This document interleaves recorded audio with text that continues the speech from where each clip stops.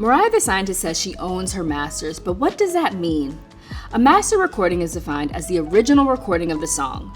When an artist owns their masters, that means they have full control over their music and they can license the recording to third parties. So whoever owns the master recording will earn royalties when the song is played or reproduced.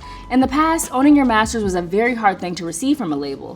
Why? Because that's how labels made their money, via music sales. Do you remember when Jay-Z said it was the fight of his life to get his masters from Def Jam?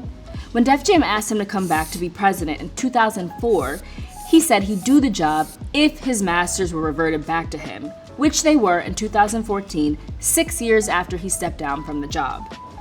When Jay-Z and Rockefeller partnered with Def Jam in 1997, it was a very different industry. But now artists have more leverage because of the internet.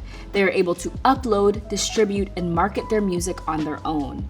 Also, labels want market share, meaning they are willing to give an artist their masters for the sake of signing them and owning more of the music market share rather than lose the artist to another label. But we've also recently seen a few major rap stars sell off their catalogs, whether that's Future, who sold his masters and publishing rights for $75 million, Dr. Dre, who sold his catalog assets for around $200 million, or Lil Wayne, who sold his masters catalog for more than $100 million.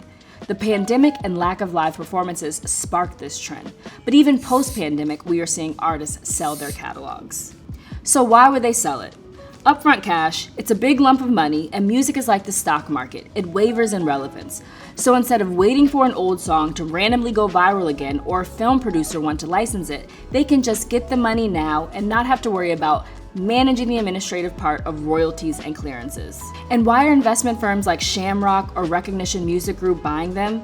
Well, they believe that streaming will only get bigger and streamer users will only grow. So this is why Mariah is smart to own her masters now in the early stages of her career. The hope is that as she and her music gets more popular and her catalog gets larger, it will increase in value. So if she chooses to one day sell it when she's no longer performing or doesn't want to deal with managing it, she can for millions of dollars.